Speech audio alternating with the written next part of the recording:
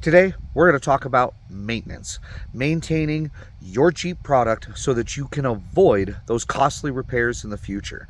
Where that maintenance starts is usually with all your fluids. Now, everybody knows about engine oil, transmission fluid, coolant, even brake fluid for the most part. But did you know that in most four-wheel drive vehicles, including the Jeep Wrangler, that there are actually 10 different fluids that you need to maintain on a regular basis?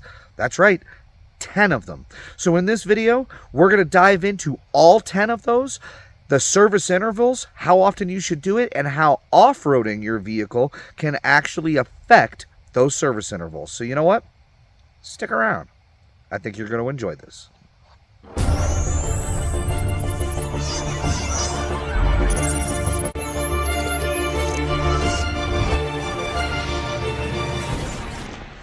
Welcome back to Jeeping for Beginners, folks. Once again, my name is Josh, and today we are talking about the basic maintenance of the fluids in your Jeep branded product. Before we get too deep into the subject, I just wanted to preface it with a little bit of the history. For the last 23 years or so, I've been in the automotive industry talking to customers, working on vehicles, and finding out that there is a huge lack of education when it comes to the basic maintenance on your vehicle. So there may be some information in here that you might find really interesting. But enough about that. I promise that there are 10 different fluids that we're going to talk about maintaining in your four-wheel drive Jeep. So let's dive straight in with the obvious number one. All right, so number one is going to be your engine oil. Now, this is the one that everybody knows about and everybody panics about. Why? Well, because since the mid-1970s, there has been this advertising campaign and this promotion that has embedded in the minds of all Americans that if you do not change your oil every 3 months or 3,000 miles, that your car is going to blow up. And it's shocking how many people come in panicking to the shop that, oh my God, I'm 10 miles overdue for my oil change. I don't want my car to blow up. So we all know that your engine oil needs to be changed on a regular basis. But here's some interesting information. If you read the owner's manual from Chrysler on your newer Jeep products, basically 18 or newer, they say you can go 10,000 miles between oil changes because they're using a full synthetic oil. Now, I'm going to let you in on a little secret here. Again, been doing this a very long time. Full synthetic oil does not break down the same way as standard conventional oil does. That is true. Does the oil last about 10,000 miles? Probably. But the oil filters themselves, there has been no advancement in technology as far as cleaning the oil that's inside your motor. So, regardless of what your owner's manual says, we are going to discuss your basic maintenance interval for an oil change should be no more than 5,000 miles or twice a year. Now, for most people who drive 10 to 12,000 miles a year, it's going to naturally fall twice a year anyway. But like I said, your oil filter is paper. There has been no advancement in technology. After about 5,000 miles max, that oil filter is done. So even though your oil might not break down, your oil filter isn't cleaning it anymore. So protect your investment. My recommendation is to change the engine oil every 5,000 miles or at least twice a year. Spring and fall are usually the best. This way you can maintain the engine, protect your seals, keep them lubricated, and hopefully prevent any major oil leaks in the future. Now, the second fluid that I want to talk about is your brake fluid. Now, a lot of people ignore this until there's an actual problem with the brakes. Either they need to be replaced and it's recommended, or whatever the case may be. But there is a recommended maintenance schedule to replace your brake fluid. And Chrysler says that should be done every 2 years or every 24,000 miles, which is about right. Here's the secret with brake fluid. The fluid itself is actually hydroscopic, meaning that it is designed to pull the moisture out of the lines and keep a solid brake pedal so that you always have brakes in the vehicle. However, those qualities are also slightly corrosive. You see, the inside of all your brake lines and all your hydraulic braking components are lined with copper. The copper is very resistant to the corrosive tendencies of brake fluid. However, it will break down over time. As it chews away at the copper that is inside your lines, it could actually cause an acid type reaction and start chewing away at the hydraulics on the inside. So basically, after 2 years of use, your brake fluid becomes poisonous to your braking system. So flushing it completely out and starting with fresh brake fluid will save you hundreds of dollars in the future on having to possibly replace calipers, brake lines, master cylinders, so on and so forth. Why? Because then you protect the seals, you protect the copper inside, and you keep your brake system operating the way that it's supposed to. Now let's talk about number 3. And number 3 I've chosen is your power steering fluid. Now, depending upon the application or the vehicle that you're driving, your power steering fluid could be hydraulic fluid, just like your brake fluid, or it could be transmission fluid, just like what's inside your transmission. Depends on the manufacturer's application. However, just like every other fluid, it breaks down over time. And just like your brake fluid, which we had just talked about, it can start eating away at the seals and the lines inside your system. To have to replace a power steering gearbox or a power steering pump or power steering lines can get extremely expensive. However, if you exchange this fluid on a regular basis and keep it clean, then those corrosive tendencies tend to subside. The recommended service interval for replacing your power steering fluid is about 30,000 miles. For most people, that's once every couple years. So exchanging it on a regular basis can protect some expensive, vital components. Now, the 4th fluid that I want to talk about is your engine coolant. Now, we know that keeping the engine cool and operating at an even temperature will protect a lot of your vital components. But your coolant, just like every other fluid, does break down over time, and its ability to transfer that heat off of the motor tends to subside. In addition, just like your brake fluid, the coolant itself, after several thousand miles worth of use, can become corrosive to the inside of very vital components, such as your radiator or your engine. And we don't want to see you have major repairs in the future.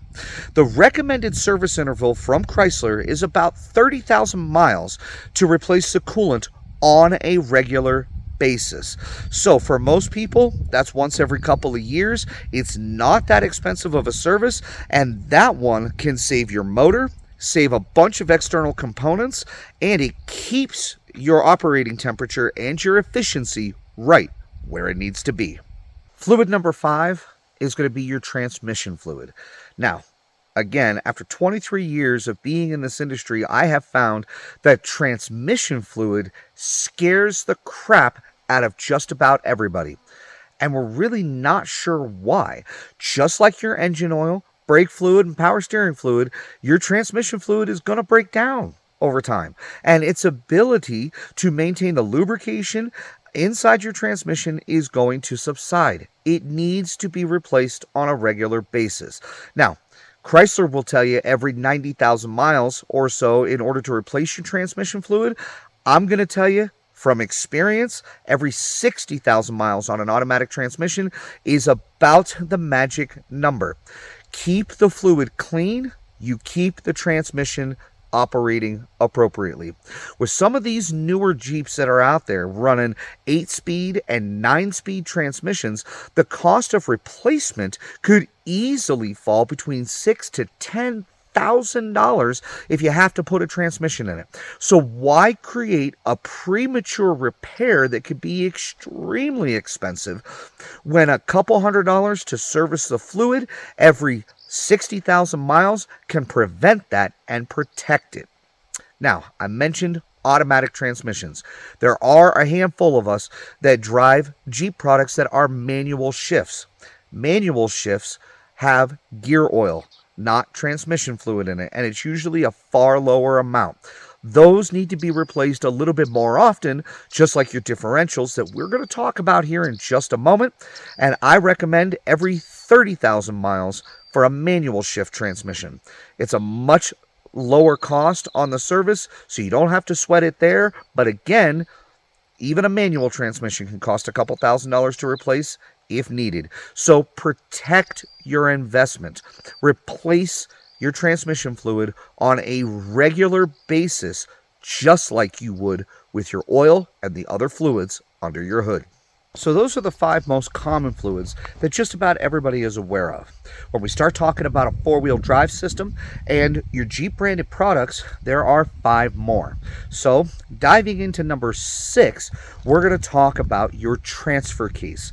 This device is what transfers the power from the rear wheels to the front wheels, or vice versa, when you engage your 4-wheel drive.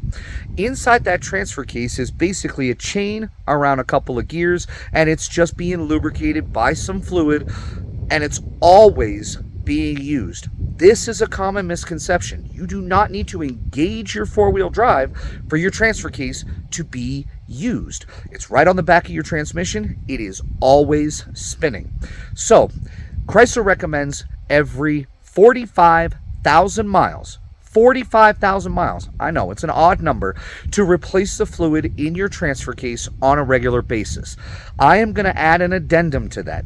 If you are an avid off-roader and you use your vehicle on a regular basis, engaged in 4 high or 4 low, or in an all-terrain situation where you're constantly off camber, I would replace it a little more often than that. My magic number for the transfer case is every 30,000 miles. Protect the investment. Now, of all the other vital components, the transfer case is probably one of the least expensive to replace, but that doesn't mean anybody has the money lying around to just replace a transfer case because they ignored the fluid. 30,000 miles, folks. Replace the fluid in your transfer case on a regular basis and protect your 4-wheel drive. We interrupt this programming to give you just a moment. I found a new friend. Aw, she's leaving. She came up and said hi.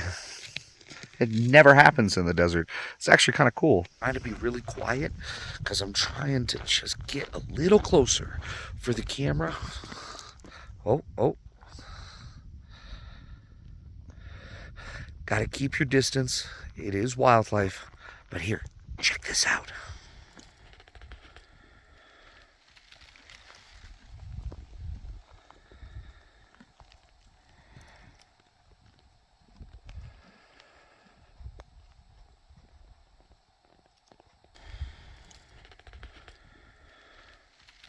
You know, I just can't express how cool it was to come across a herd of wild horses practically in my own backyard. I'm literally maybe, I don't know, a quarter of a mile away from my house. This is actually really neat.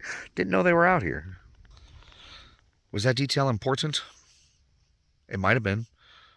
Anyways, back to the regularly scheduled programming. Now that leads us to fluid number 7 and fluid number 8. We're going to combine these two and talk about 7 and 8 together, and those are your differentials. In your 4-wheel drive system, you have a front axle and a rear axle that are being lubricated on a regular basis.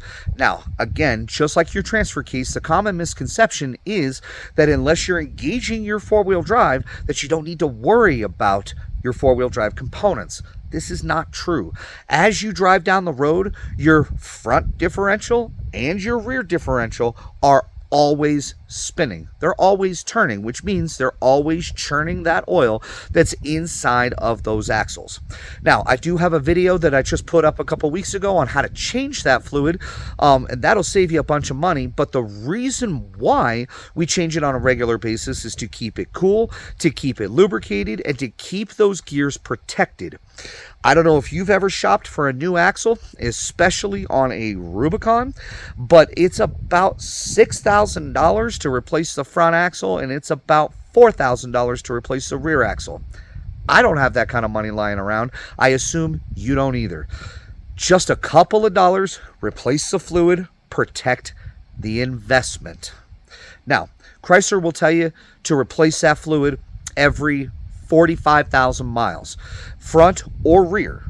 45,000 miles. Again, it's an odd number, but I'm going to tell you that if you use it off-road on a regular basis, or if you drive on the highway above 70 miles an hour on a regular basis, my recommendation is to cut that number straight in half. Every 22,500 miles or sooner, you should replace that fluid. Honestly, folks, you can't replace it enough. You could do it every 500 miles and it's perfectly okay. That is one of the things that I'm a huge advocate for, is take care of your axles, take care of the driveline, keep your four-wheel drive functioning, maintain the fluids. It's going to save you a buttload of money in the future. Between bearings, seals, gears, all the moving components inside there, it's $24. Replace it yourself. It's easy peasy.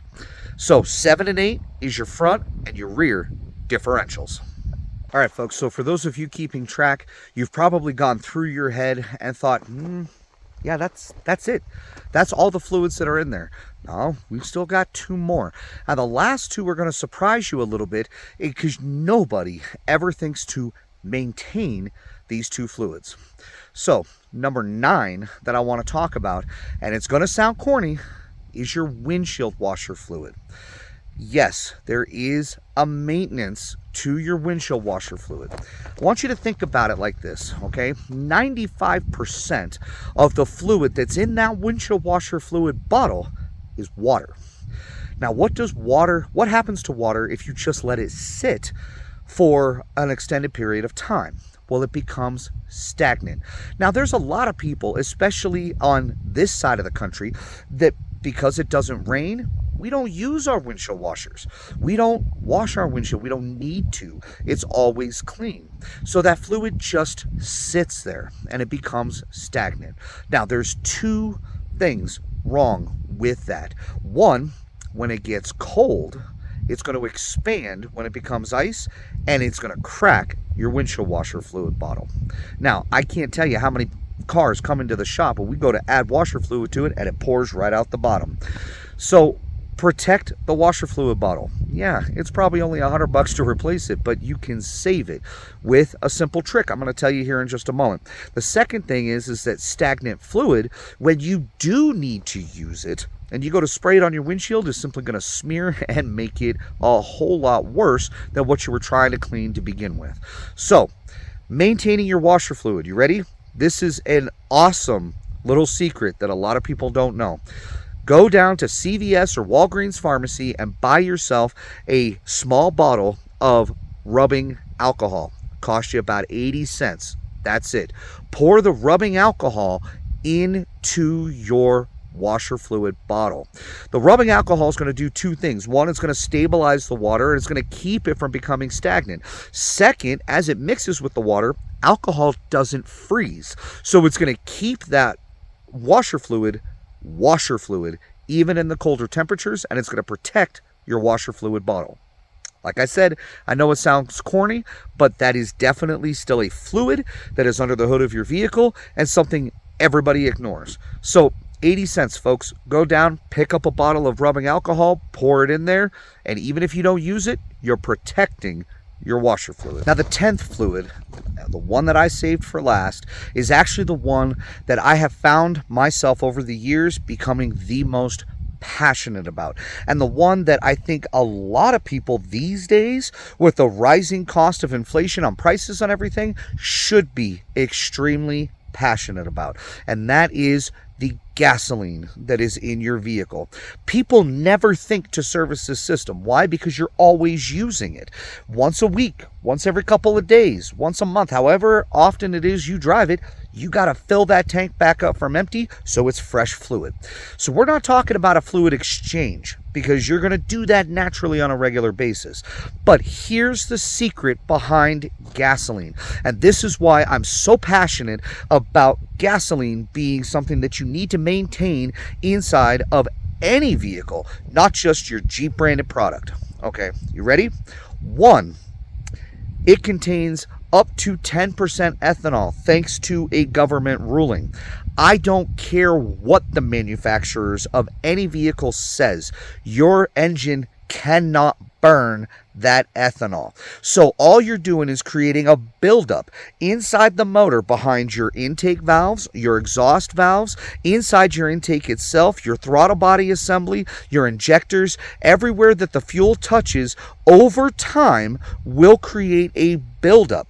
That buildup of what's called carbon will start soaking gas and will start robbing you of fuel economy, robbing you of performance, and robbing you of the efficiency that that motor should be capable of doing. The second thing about gasoline is grade. Now, I'm not talking about 87 versus 93. Honestly, that doesn't make a lick of difference. That is just personal preference for how much money you want to spend at the pump.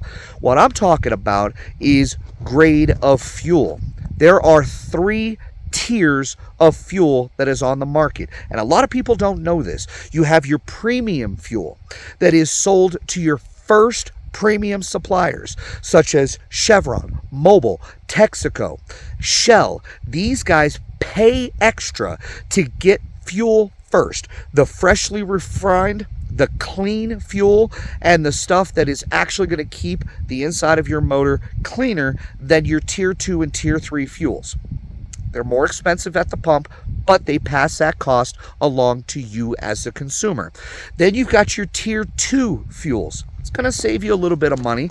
Sometimes it's not really all that bad. Those are usually your common suppliers around town. Arco, Turkey Hill, Sheetz, Rudders, Gulf, 76. Those kind of gas stations carry your tier 2 fuel, meaning that they get their gas after Shell, Exxon, Texaco, and Mobil get their fuel. So they're getting the mid-grade fuel. Then you have your tier 3, your bottom of the barrel. This is the one that's going to come with extra detergents to try to keep it clean, which is harmful for your motor. This is the one that may have sludge or water or other chemicals in it because it's at the bottom of the tank. These are sold, and this is going to surprise you, to your value pumps that are across the country. Sam's Club, Costco, 7-Eleven. These guys are using tier 3 gasoline. That's why it's so cheap. Now, take that information as you will.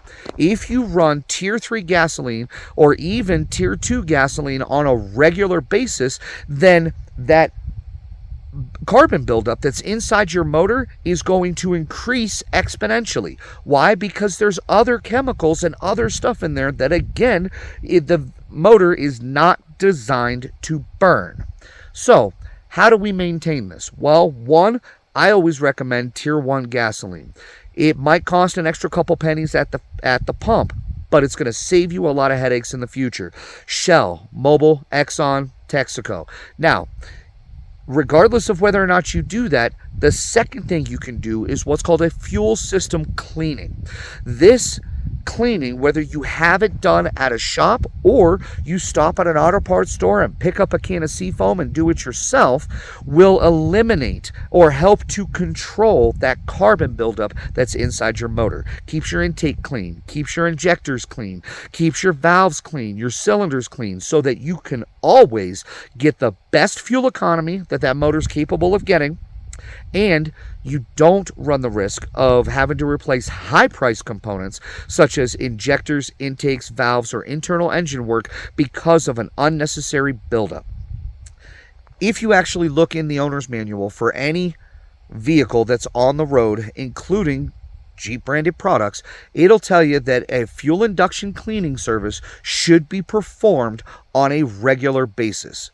But that's all it says, a regular basis. So, 23 years in the industry, I'm going to tell you that regular basis is about once a year. If you have it done at a shop, the service is usually $100 or less. It takes about an hour to do, and you notice a huge difference in throttle response and fuel economy immediately. If you do it yourself, you go down to Advanced Auto Parts, O'Reilly's, AutoZone, you pick up a can of Seafoam or a box of Z-Max, and you run it through the system per the directions that are provided to you, can actually do the same thing. Protect your investment, folks. That's the only thing maintaining your fluids is really designed for. Protect your investment. There's no reason to have to replace all kinds of components on your vehicle as long as you maintain the fluids that's touching them. When it comes to the fuel system, like I said, I'm extremely passionate about this subject. So there's one other thing that I want to mention that I hope spreads to so many people, okay? When you're at the pump and you're filling up your tank and the pump stops, stop putting gas into the vehicle. Let me explain this, okay? OCD gets involved with all of us. You're at $49.72 and you want to make it an even 50. I get it. Or you want to cram as much in there as you possibly can because you don't want to have to stop any sooner than you have to on your road trip to fill it up again. Here's the downside, okay? Inside of your fuel nozzle, right here on the Jeep, you've got your main line that goes down to your fuel tank. When you stick the nozzle in there, it is pouring gas through that line into the fuel tank. There is a second line, okay? That second line is about right here. Nozzle goes down, you have another line right here. That is for vapor. That is for airflow, and that is for fumes in your gas. That pump at any gas station you stop at is designed to recognize the pressure up against the pump when that fluid hits this level right here, and it tells you to stop, and it stops the pump. If you continue to pump gas, and a lot of people have found, hell, you can get another couple dollars worth of gas in there. Where is it going? It's going down that second line, which again is designed for vapor and fumes only. That second line leads to a device called your charcoal canister. This is an emissions component that is designed to help clean the vapors as they circulate through your system. It is not designed to accept liquid gasoline. Liquid gasoline is extremely corrosive to the charcoal inside of this filter. Now, a lot of people don't realize that in 20,000 miles, 30,000 miles of constantly topping off your tank, you're going to throw a check engine light. That check engine light is going to be probably a P0456 code for an evap system failure. That evap system failure is usually going to be in a purge valve, a vent valve, or the charcoal canister itself because of raw gasoline that found its way into that system. Here's the secret, folks. The evap system should never have to be serviced in any vehicle, ever. You should never have to replace those components. The only time those components need to be replaced is abuse when filling up the tank. A charcoal canister could easily cost you $1,000 or more, or you could easily spend hundreds of dollars replacing the other evap components in this system. So please do yourself a favor. When the pump stops, stop filling up the tank. And again, you will protect very expensive components and keep your vehicle running as efficient as possible. All right, guys. Well, thank you so much for tuning in. I hope that there was some answers to some questions in that video, and I hope that there was some information that you didn't know that you were able to take away. Please share it with your friends, as this can protect your investment regardless of what brand of vehicle that you drive. If you have any other questions or something that you want a little bit more information on that I might have skipped over just a little bit, don't hesitate to put it down in the comments below or shoot me an email and I'll try to get back to you just as quick as I can. In the meantime, once again, my name is Josh. This is Jeeping for Beginners. Wishing you safe travels, happy Jeeping, and we will see you next time. For those of you playing our little scavenger hunt, did you catch the clue that was in that video? If not, then you may want to watch it again. And for those of you who don't know what I'm talking about, you should check out this video right here. This one's going to tell you everything that you need to know about joining the Jeeping for Beginners scavenger hunt. In the meantime, good luck. So excited, as 2024 is going to be an epic year